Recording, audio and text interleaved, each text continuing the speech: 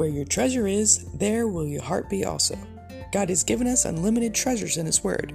Every time we open it, we can discover a new treasure or admire an old one. What will we find today? Let's dig in. Here's Carla Early with Treasure Hunt in the Word.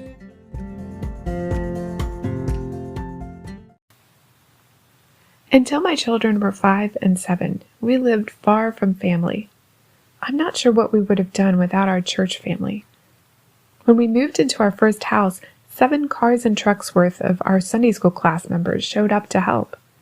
Instead of lifting heavy furniture and boxes, I was relegated to telling people where to put things.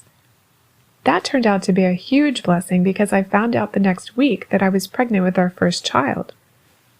After she was born, anytime I walked into the church, multiple arms reached for her and we had plenty of babysitters, especially one couple who became her adopted grandparents. In another city, a Christian couple down the road fulfilled that position, while our church family there took on more of an aunt, uncle, and cousin role. We never lacked for friends to play with or fun outings to go on. To be honest, I don't know how people could raise their children without the help of an extended church family. But saying we're family doesn't just mean we're there to help each other out, though that's a huge perk. Those of us who know the Lord have the promise that we are His adopted children. And that goes way beyond calling each other brother or sister, or babysitting each other's kids. Among other things, it means that God has adopted us into His family and given us all the rights and privileges that go with that. It means that we are heirs to His kingdom, joint heirs with Christ. And sometimes I don't think new Christians understand what they're getting themselves into, in more ways than they can imagine. A ready-made family is one of those things. Many new Christians have to give up a lot to follow Christ. Some are even kicked out of their biological family. But God promises, when your parents reject you, I will take you in. He's the father to the fatherless, and He will never leave or forsake us. He is our Father, and we are His special creation. He tells us, you are no longer strangers and foreigners, but fellow citizens with the saints and members of the household of God. He says, I will be a father to you, and you will be my sons and daughters.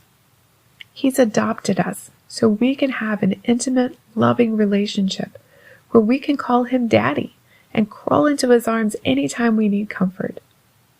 He promises to lavish His great love on those He calls His children. And as His children, we not only have promises for our relationship with Him, but also promises of a multitude of benefits.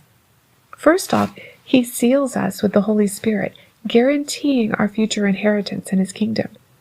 He says we are heirs of God through Christ, heirs of the kingdom, with a living hope of an inheritance incorruptible and undefiled that does not fade away.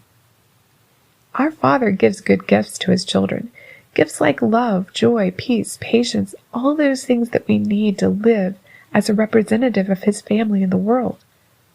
He also promises to discipline or correct those He loves, as a father disciplines a child he delights in.